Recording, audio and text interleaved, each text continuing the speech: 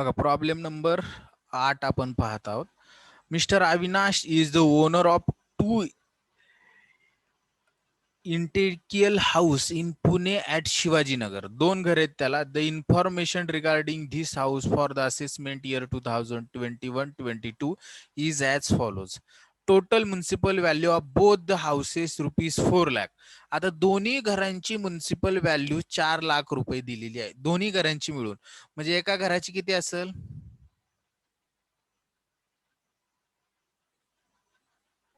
2 lakh. 2 lakh 2 lakh. Very good.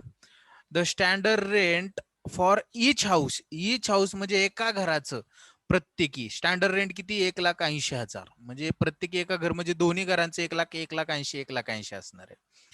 House number 1 बघा, house number 1 is given to his friend for residential purpose. त्याच्या मित्राला त्यांनी राहण्यासाठी दिलेले purpose. Pay ₹14,000 per month as a rent. रेंटनी दिले म्हणजे हे घर कोणतं असणार आहे? हाऊस नंबर 1 कोण सांगते मला?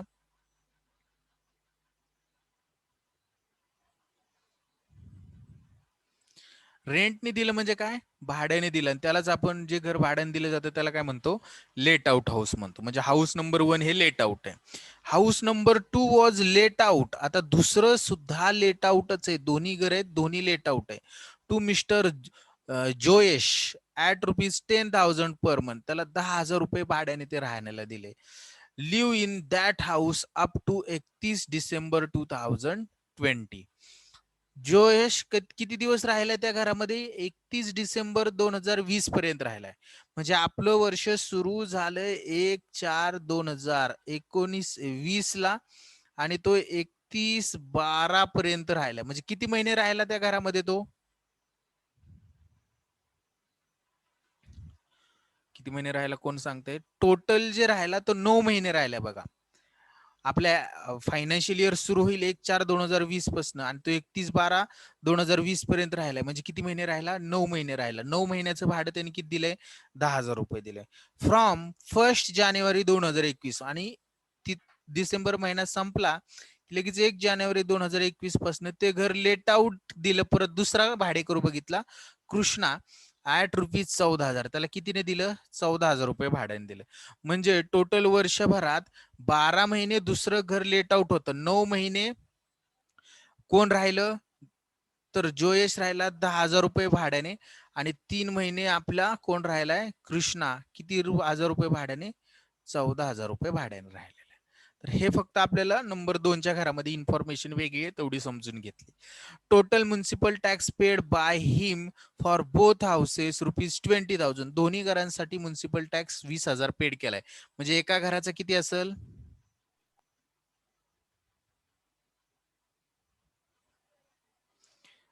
10,000 असेल एक घराचा.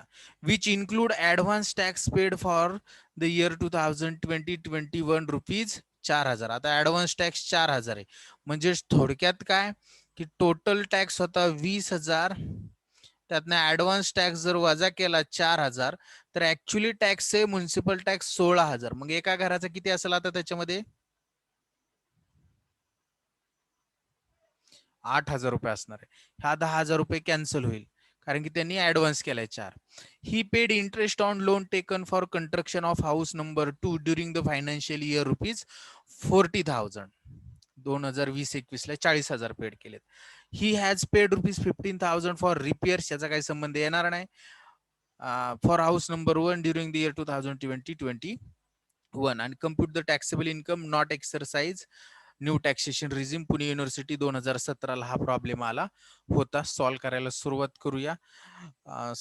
2 घरे 2 कॉलम तयार करावे लागतील, बरोबर ना? चला 2 घरे 2 कॉलम तयार करू.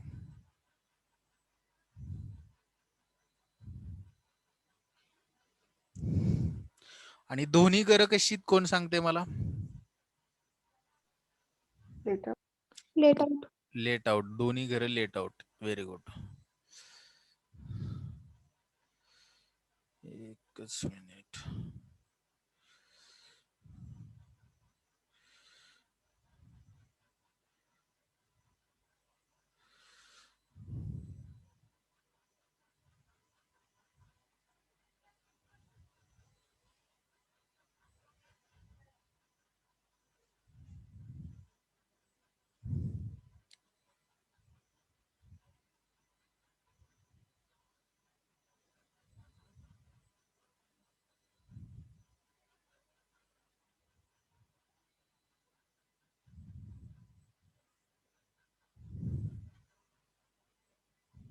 चला सुरू करूया. मिस्टर काय आहे त्याचं नाव? अविनाश.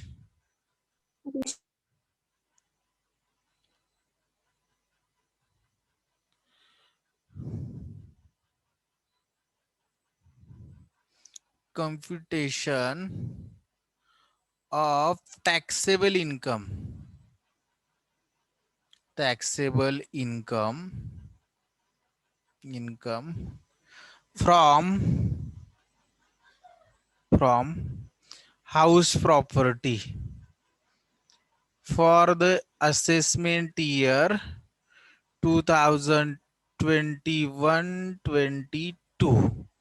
याच्यामध्ये हाऊस 1 आणि हाऊस 2. हाऊस 1 सुद्धा लेट आउट आहे आणि हाऊस 2 सुद्धा लेट आउट. ओके. आणि या ठिकाणी पर्टिक्युलर्स.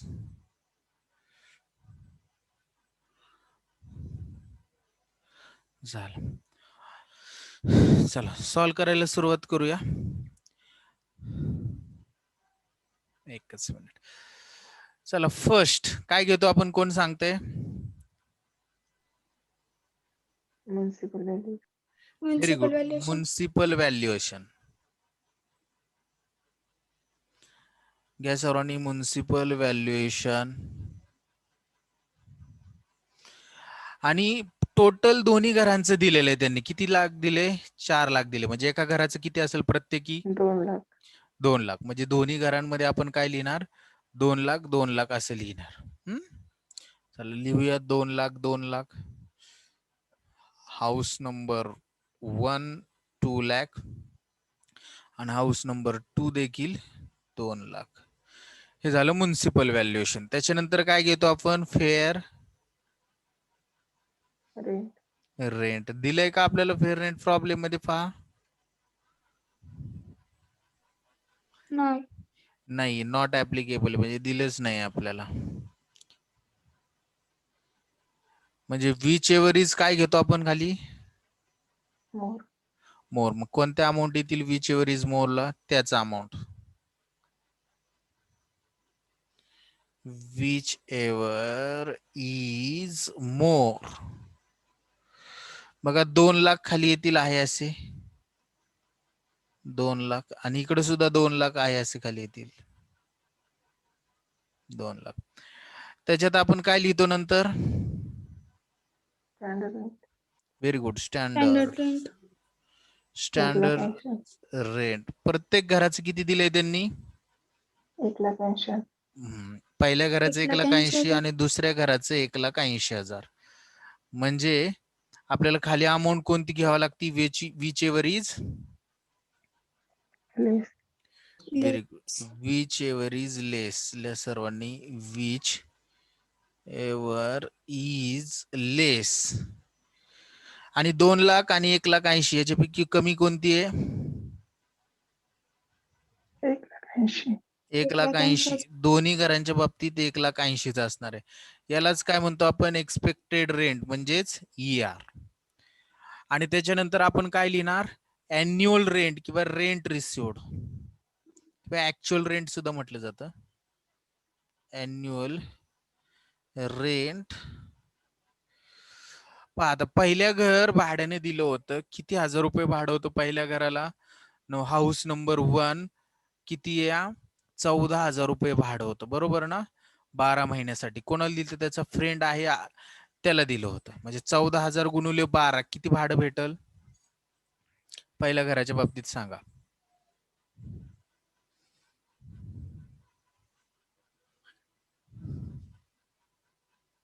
का नाहीच भेटायचं काय? 1,68,000. 1,68,000. ओके. या सर्वांनी 1,68,000. बरोबर. आणि दुसऱ्या घराच्या बाबतीत मी या ठिकाणी हाऊस नंबर 2 लिहितो. या ठिकाणी 10,000 होतं भाडं 9 महिन्यासाठी प्लस 3 महिन्यासाठी किती? 14,000 गुणुले 3 असं टोटल वर्षाचं भाडं किती? हाऊस नंबर 10 गुणुले 90 आणि 14 गुणुले 3 14 एक 14, 14 दुने 28 आणि 14 त्रिक किती येतंय? 42. 42. 90 आणि 42 किती झाले?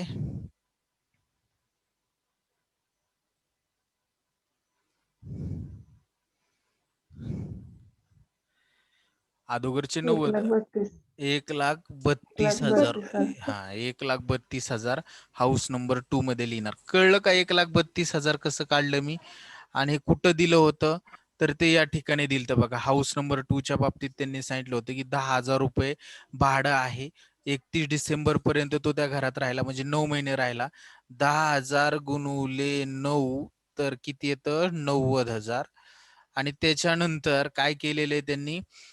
ते घर दुसरा कृष्णाला दिलंय 14,000 रुपये भाड्याने राहिलेल्या याच्यामध्ये. तर 14,000 गुणुले 3 तर ते 42, 90 प्लस 42 1,32,000. ते त्या पद्धतीने आपण कॅल्क्युलेशन केलं. आणि यातनं आपण काय करतो? Less. Unrealise rent. Very good. Less unrealise rent. Unrealised rent. ते काय आपल्याला दिलंय का? नाही दिलं मला वाटतं. बरोबर ना? नाही दिलं. मग आपण काय लिहिणार? Which ever. आता अनरिअलाइज रेंट जर वजा केलं, 1,68,000 मधनं अनरिअलाइज रेंट वजा केलं तर खाली 1,68,000च राहतील पहा. आणि इकडे 1,80,000 मधनं 32,000 जर सॉरी 1,32,000 मधनं नॉट ऍप्लिकेबल अनरिअलाइज रेंट काहीच नाही दिलं ते 1,32,000च राहतील. आणि याला काय म्हणतो आपण? Adjusted rent. Very good. Adjusted rent. आणि आता एक्सपेक्टेड रेंट आणि ऍडजस्टेड रेंट यांपैकी विच एव्हर इज मोर. मग विच एव्हर इज मोर. कोणते? ER expected rent and adjusted rent.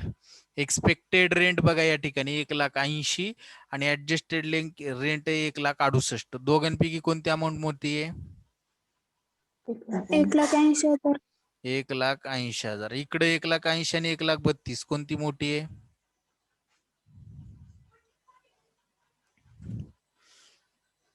दुसऱ्या घराच्या बाबतीत 1,80,000च घेणार.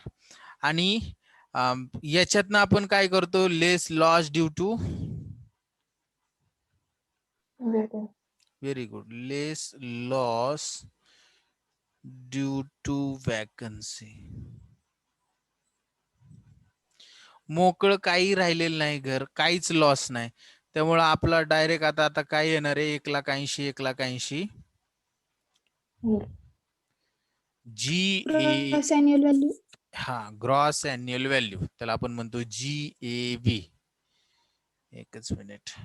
ग्रॉस अॅन्युअल व्हॅल्यू, त्यालाच म्हणणार आपण GAV. बघा आता GAV किती येईल पहा? 1,80,000 येणार पहिल्या घराचा, आणि दुसऱ्या घराचा सुद्धा 1,80,000 येईल. आणि त्यातनं काय वजा करतो? Less municipal tax. Less municipal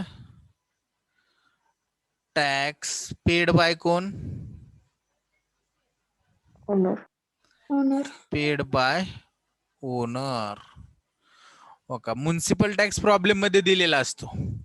त्यांनी दिले बघा या ठिकाणी, total municipal tax paid by him for both the houses ₹20,000. 20,000 paid केला, परंतु याच्यामध्ये ऍडव्हान्स होता, म्हणजे 20,000 टॅक्स पेड केला, परंतु ऍडव्हान्स किती होता त्याच्यामध्ये? 20-21चा 4,000. मग हे 4,000 जर वजा केले तर टोटल टॅक्स किती झाला? 20 मधनं 4 गेले 16,000. आणि 16,000 प्रत्येक घरासाठी किती येईल मग तो? 8,000. 8,000 अशा पद्धतीचा येणार आहे. तो 8,000 आपण काय करणार? म्युनिसिपल टॅक्स काय करणार? वजा करणार. म्हणून लिहा त्या ठिकाणी less municipal tax paid by owner 8,000 आणि इथे सुद्धा 8,000.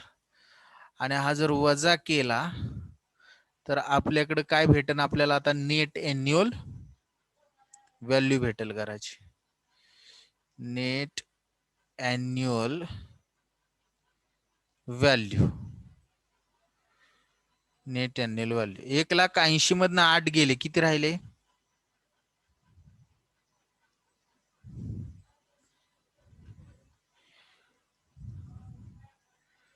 1,72,000. 1,72,000 ही आली नेट एन्युअल व्हॅल्यू. आणि यातनं आपण काय वजा करतो? लेस deduction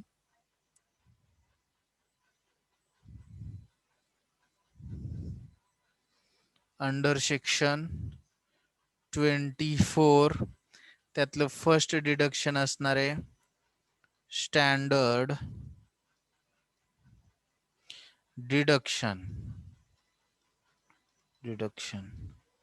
under section 24A 30% of NAV.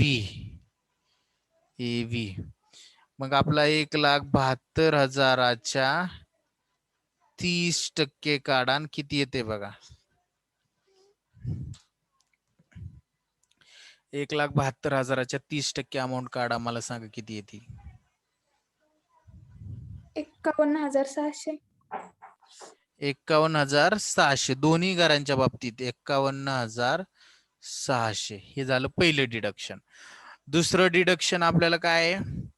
Interest on loan. Interest on loan under section 24B. Under section 24B interest on loan. त्याला इंटरेस्ट ऑन लोन बघूया किती दिले प्रॉब्लेम मध्ये आपल्याला. दिले का कुठं? हा इथं पहा. He paid interest on loan taken for construction of house number 2 during the financial year ₹40,000. फक्त किती आहे? 40,000 रुपये दुसऱ्या घरासाठी, म्हणजे 2 नंबरच्या घरासाठीच फक्त 40,000 आहे. मग आपण 2 नंबरच्या घराच्या कॉलम मध्ये किती इंटरेस्ट ऑन लोन लिहिणार? फक्त 40,000. पहिल्या घराच्या कॉलम मध्ये डॅश, कारण की त्याचं दिलंच नाही. इथं डॅश आणि इथं 40,000. तर आपल्याला इन्कम फ्रॉम हाऊस प्रॉपर्टी येणार आहे. किती येते कोण सांगते?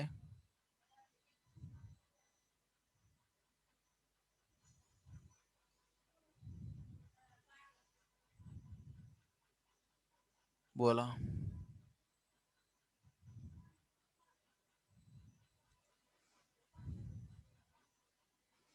बघा हे 72, 1,72,000 मधने 51,600 जर गेले तर पहिल्या घराची इन्कम किती राहते?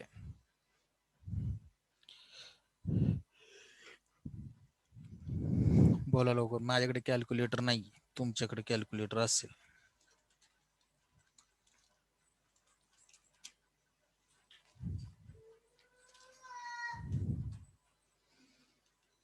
एक लाख 400. किती राहते? 1,20,400.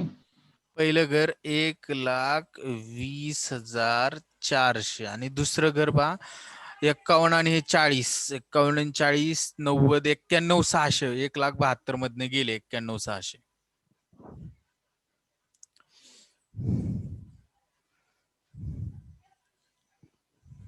1,83,000. नाही 1,83,000 नाही येणार बा. 80,400 जे आहेत ते बरोबर उत्तर असेल असं माझा अंदाज आहे.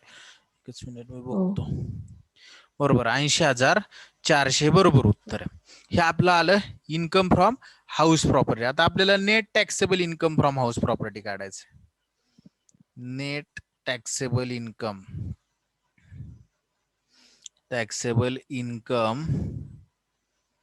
From house property. त्याच्यामध्ये house number 1 is equal to 1,20,400 plus house number 2 हे पण प्रॉफिट मध्येच आहे. हाऊस नंबर 2 किती 80,600 तर किती येईल 0,0,0 चाला 1,11 आणि आले 2,11,000 येते का बघा बरं 2,11,000 येते का सर 80,400 ना 2,01,000 येते. 2,08,000 यायला पाहिजे ना हो इथं 80,400 आहे तिथं आता आपण 600 घेतले ना म्हणजे हे थोडक्यात काय झाले हे जरा चुकले एकच मिनिट किती येते सांगा बरं 1,20,400 प्लस 80,600 600 नाही पाहिजे इथे 400च लिहावं लागतील आपल्याला 400 म्हणजे 2 लाख किती येतील 800 800 येतील हे आपलं आन्सर असणार आहे टॅक्सेबल इन्कम 2,08,000 याच्यामध्ये वेगळं काय होतं की आपल्याला काही गोष्टी कंबाईन दिल्या होत्या म्युन्सिपल टॅक्स अॅन्युअल व्हॅल्यू आपलं म्युन्सिपल व्हॅल्युएशन वगैरे तर त्या पद्धतीने आपण हा प्रॉब्लेम सोडवला समजला का सर्वांना हम्म. ओके चालतंय सर चला थांबूया आपण आज एकदा चालू करा सर्वांनी स्क्रीन